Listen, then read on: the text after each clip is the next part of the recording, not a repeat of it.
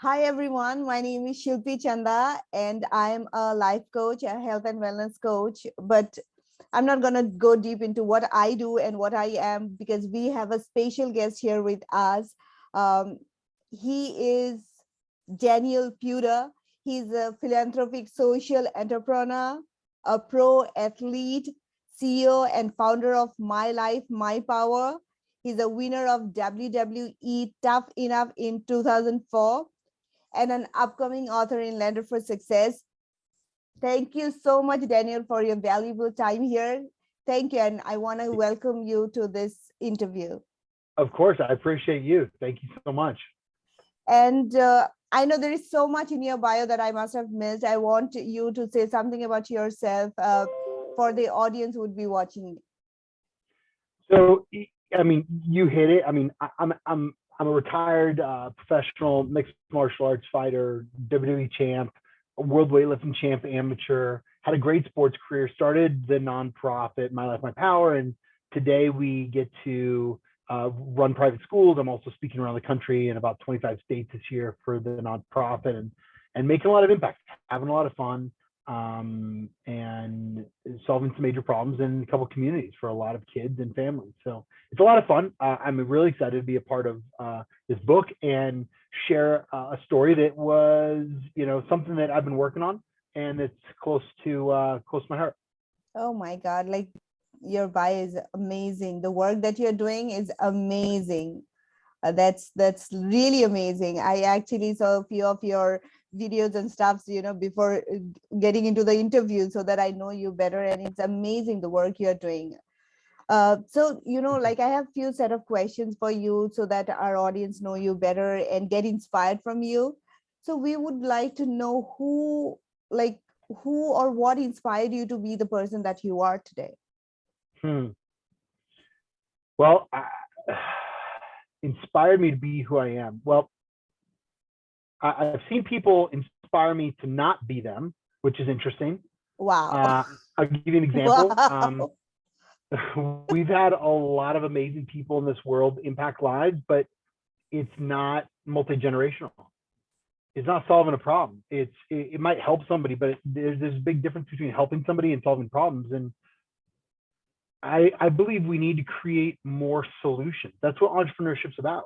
That's what owning private schools and having nonprofits about. But there's a lot of nonprofits that have built a well, but at the end of the day, the well doesn't necessarily, it might solve one problem, but it doesn't solve the whole entire problem.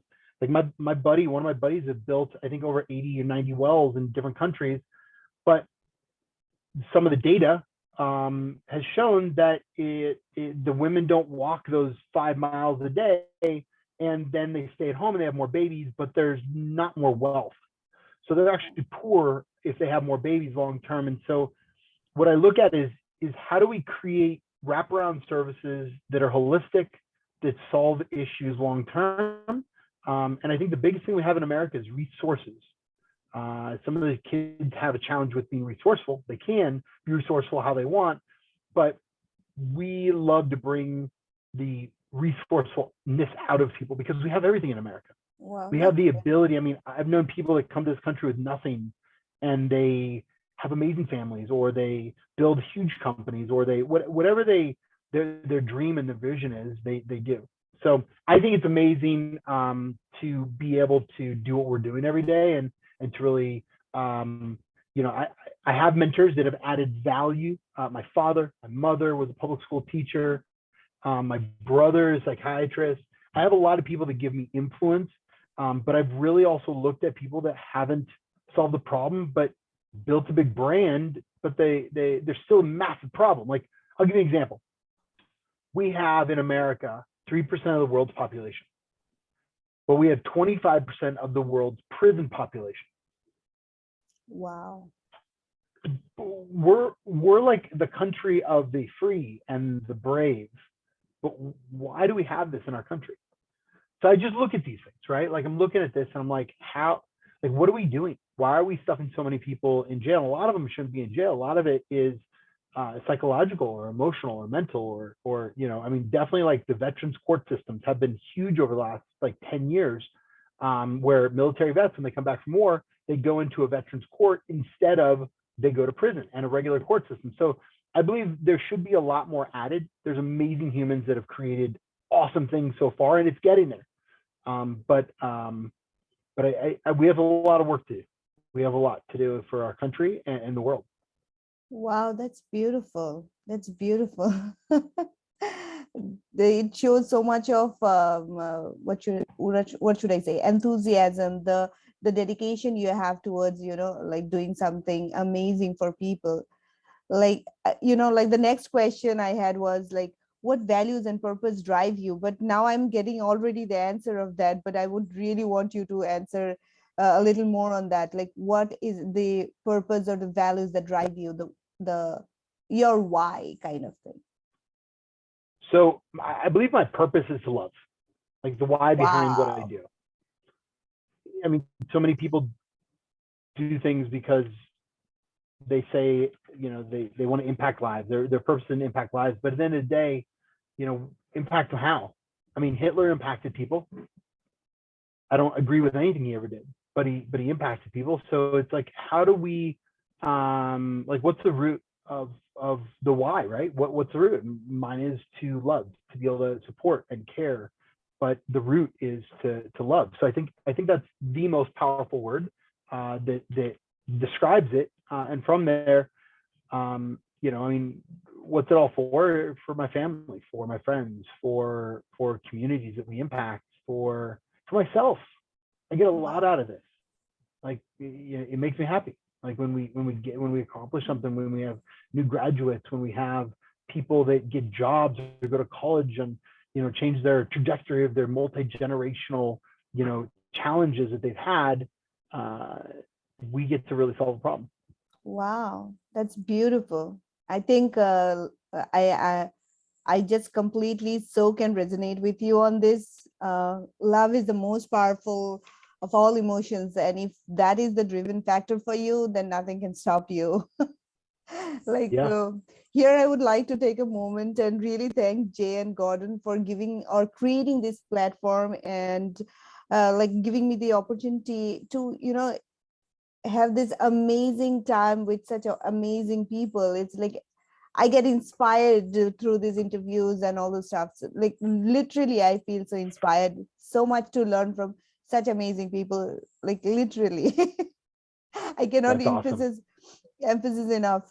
Like I know you are an upcoming author. Even I am an author in volume 3. It's gonna be amazing. I cannot even start to like write my story. Like I have it in my mind, but it's still there. I've not put it on paper.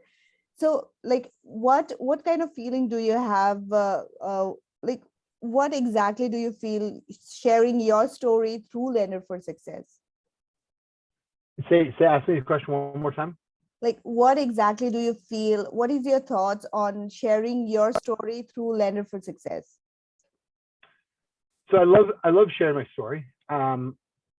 Yesterday I was speaking at Miami-Dade College in South Florida, and I love sharing the story because people can either learn from it or they don't learn. And I find that the people that continue to learn over and over and over, they learn and become wiser, and they can then choose or make a decision if they want to make the same mistakes I did or not.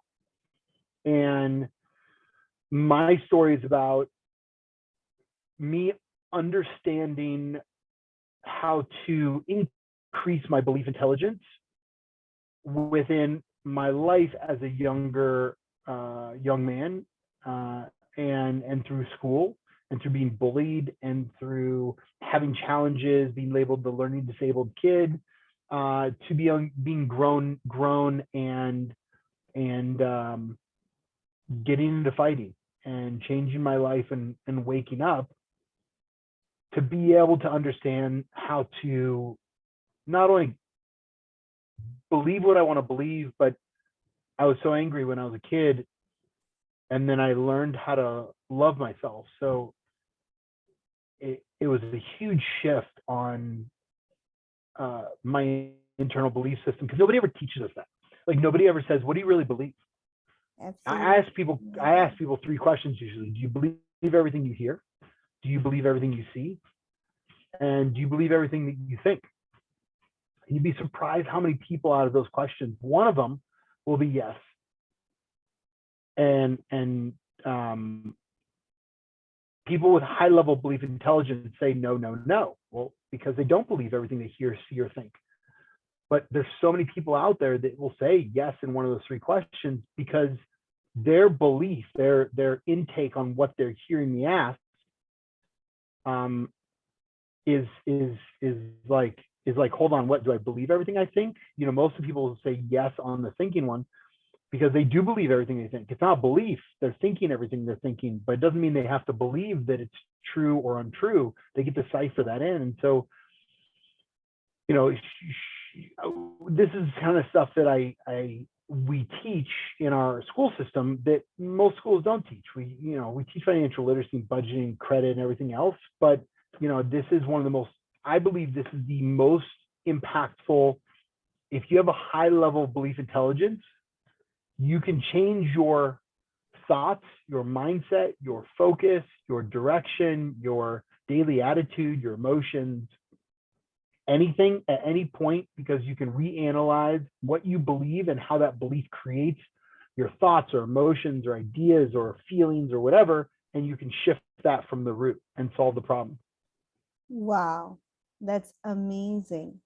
That's amazing. I think the audience gonna benefit if they even, like, pay a minute of attention to what you have said, like literally. Um, so Yeah. you have so much of amazing thought in you, and you're doing so great for yourself and for the community, with the schools and all the people around.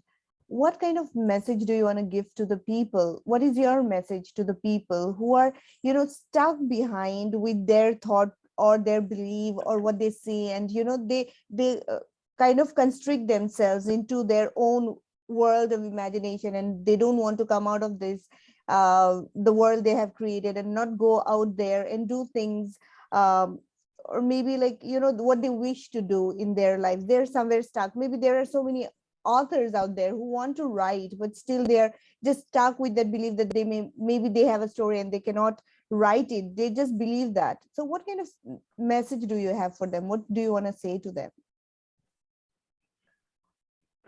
So I've been stuck in my life. I get it.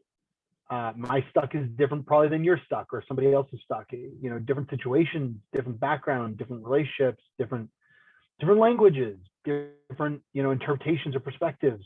Everything's different. I don't know what others have gone through. I love to learn, but what I do know is that I heard one thing from somebody that was very, very successful. I was actually the father of somebody that was very successful. His father asked his son, who was successful, and his son's friend, who was very successful, talking billionaires, to go into two different rooms and within an hour come back and tell him the one thing that made them successful in their Wow. life. Mm-hmm. And both of them came back with the same exact answer, and it was focus. And I find that a lot of people want something, and I've gotten to ask a few thousand people for advice or direction, but I know that when I focus on something and I put my time, my talent, my energy into creating something or getting a result or connecting with people or whatever that is, whatever that focus is, Mm-hmm. it might take time. You might say, how do I meet these type of people? You might say, how do I build relationships? You might say, and I say, you want to meet people? You want to meet successful people? Go to nonprofit events, like serve in the community. You want to meet more people? Go on LinkedIn. You want to meet more people? Start a podcast or interview people like what you're doing. Partner with somebody that's successful. Like, you want to meet people.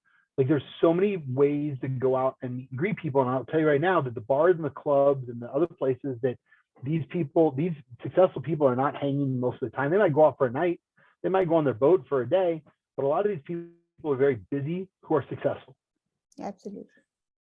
So I challenge people to, if you want to get somewhere in life, focus on what you want. Make a business plan, create a P&L, create a forecast model.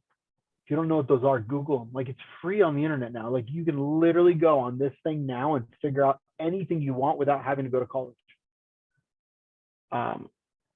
Focus like Okay. all your energy into something and ask a million questions, which is the opposite of what we're taught in school, because a million questions, it's crazy. Questions, like people tease you and laugh at you. I'm like, hold on a second. Like this is the craziest thing in the world, that people laugh and tease kids. I mean, I got teased all the time when I was young. So I look at it now. I'm like, okay, like it's just nutty. It's a different world, and people get to grow up and be amazing humans to get results. Wow. Absolutely. Absolutely. That's amazing. I think you just gave a key advice to the people who are, not able to decide what they want to do or are stuck somewhere. They should take your words and, pay attention to what you have said. That would make a great difference in their lives. This was valuable. This was like really valuable, like what you have shared. Now, with all the like heavy things that we discussed, might not be that heavy for you, of course, but like I have a little bit of um, few what should I say, some rapid fire questions. Those are very simple and silly questions. It'll take just a couple of minutes, Yeah, if you're okay with it. Okay. go for it. So what is your favorite color and why? Orange and blue. Orange and blue. Yeah, two different colors. I don't have one favorite color. I would say blue more than orange at this point because I don't wear that much orange, but I love orange. Blue. Um, And why? no clue. Just as a kid, I loved blue. Okay. It was my belief. Somebody knocked that into me. I like it. Good question. I'll find that Okay. one out for you. Okay, so what's your favorite place and why? Favorite place. Favorite place. Hmm. I love South Florida. It's gorgeous. I love specific place. With my wife and son in South Florida on the beach or on a boat. Oh, wow. That was Specific place. specific. Okay, Yeah. so the last question is, if you had a magic wand or a magic happened to you, what would you expect? Um, if I had a magic wand, well, I would. Do I only have one wish? Is it like one wish thing kind of No, thing? go as you like. Oh wow. Why limit yourself? Why limit, right? So I think amazing health would be one. Smart. 200-300 years of life, that'd be awesome. Along with my wife and my son, obviously. I mean, why live if they're not going to be around? That'd be fun. And I think shifting. I would say a few $1 billion. Might as well. I'd invest into more schools, impact more kids, and then maybe a few more $1 billion. I'd run for office. In America, at a federal level, and continue to impact lives, and then change policy, and maybe put a couple hundred of my friends into office. We change more policy. It's good for people. Wow. I mean, might as well. That was a good few ones, right? Good, good, good. That was smart. Honestly, like I have not heard this answer from anyone.